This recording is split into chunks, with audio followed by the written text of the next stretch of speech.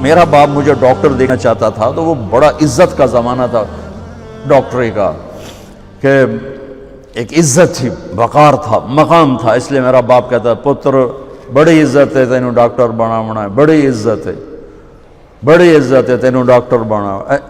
اچھا، وہ دیہاتی آدمی تھے، دو باتیں کہتے تھے، بڑی عزت ہے بڑا پیسہ ہے، بڑی عزت ہے بڑا پیسہ۔ وہ اللہ نے پہلے ہی دیا ہوا تھا، لیکن وہ پیسے کا ذوق کس کو نہیں ہے، کس کو شوق نہیں، میرا پوتر تینوں ڈاکٹر بنا ہے، بڑی عزت بڑا۔ اور جب میں نے 3 دن کے لیے گیا، یہ گورنمنٹ کالج لاہور پڑھتا تھا، سینٹر ماڈل سے میٹرک کیا، گورنمنٹ کالج یہ ہمارا جو راوی اب تو یونیورسٹی بن گیا، تو 3 دن کے لیے میرا ایک دوست مجھے ایسے کھینچ کے لے گیا، وہاں سے اللہ نے میرے 4 مہینے کروا دیے۔ 4 مہینے کے آخر میں ایک نوجوان نے کہا تو ڈاکٹر بن کے کیا کرے گا، تو عالم بن جائے۔ تو اللہ نے اس کی بات میرے دل میں ڈال دی، میں اس طرف چل پڑا۔ جب میں نے گھر آ کے بتایا تو میرے باپ، اچھا اس دور میں ڈاکٹر ایک قداور شخصیت تھی اور مولوی ایک پست ترین گندگی کا کیڑا، یہ کیفیت تھی۔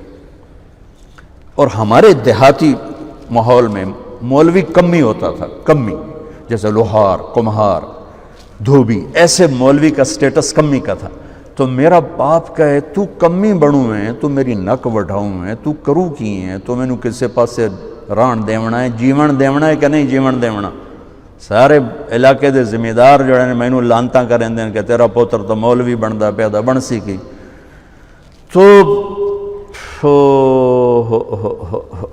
23 نومبر 1972 صبح 8-9 بجے کا ٹائم تھا، میرے باپ گھر میں آئے، وہ ذمہ داروں والی چادر پہنی ہوئی بڑی اور چولا کھلا، پگڑی کھول کے یہاں رکھی ہوئی، تو مجھے دیکھتے ایک دم غصے میں آ گیا، یہ تو مولوی بننا ہے تو میرے گھر چوں نکل جائے، زور سے کہا، یہ تو مولوی بننا ہے تو میرے گھر چوں نکل جائے۔ مجھے تو نہیں پتا تھا کہ اللہ تعالیٰ مجھے وہاں پہنچانے والا ہے کہ جہاں ڈاکٹر میرے آگے بیٹھ کے میری بات سنے۔ مجھے تو اس وقت پتہ نہیں تھا کیا ہونے والا ہے میرے ساتھ، میں تو اسی طرح ہی نکلا تھا کہ ٹھیک ہے جی میں تیار ہوں۔ تو میرے باپ کی شدت دیکھ کر میری ماں نے مجھے الگ کر لیا کہ تو جا، کوئی نہیں، اللہ تیرا ساتھی ہے۔ من 300 روپیہ میں نے دیا، 300 روپیہ بڑی بڑی دولت ہے اس وقت، میں نے 300 روپیہ دیتا کہ جا اللہ تیرا وارث ہے۔ تو میں رائمنڈ آ گیا، یہاں میں تعلیم حاصل کرنے لگا، 8-9 سال یہاں پڑھا۔ سال 2 سال کے بعد میرے باپ بھی بالکل راضی ہو گئے، بہت ہی راضی ہو گئے تھے، بہت ہی راضی ہو گئے تھے۔ اس وقت امیج ڈاکٹر کا ایک بہت باعزت تھا۔ میں ہاتھ جوڑ کے رو کے کہتا ہوں کہ اب ڈاکٹر ایک کاروباری نظر آتا ہے، وہ بھی پیسے کے پیچھے ایسے ہی بھاگ رہا ہے جیسے مال روڈ کا تاجر بھاگ رہا ہے، جیسے لبرٹی مارکیٹ کا تاجر پیسے کے پیچھے بھاگ رہا ہے، وہ بھی ایسے ہی بھاگ رہا ہے۔ کوئی جائز کمائی، جائز محنت کا صلہ لینا کوئی منع تھوڑا ہے، وہ آپ کے رزق حلال ہے۔ میں کینیڈا میں گیا ہوا تھا، میرے یہ سر درد بہت شدید ہوتا ہے، تو وہاں وہ بوٹاکس نیا طریقہ اور ٹیکے لگاتے ہیں، تو کچھ دن گزر جاتے ہیں، تو مجھے پتہ نہیں تھا یہاں کوئی لگاتا ہے کہ نہیں لگاتا، تو میں کینیڈا گیا، وہ جاننے والے ڈاکٹر تھے پاکستانی، تو پارکنسن کے 5 بڑے ڈاکٹروں میں ایک ان کا نام آتا ہے۔ تو وہ ان کے کلینک میں بیٹھا ہوا تھا اور بات چلتے چلتے تو یہ ایسی ایک پینسل پڑی ہوئی تھی ان کے ٹیبل پر، تو وہ یوں پینسل اٹھا کے مجھ سے کہنے لگے مولانا یہ ایک پینسل میں کسی کمپنی کے ایجنٹ سے لے لوں تو میں بلیک لسٹ ہو جاؤں گا، ایک پینسل میں کسی کمپنی کے ایجنٹ سے لے لوں تو میں بلیک لسٹ ہو جاؤں گا، میں کلینک نہیں کر سکتا اس کے بعد۔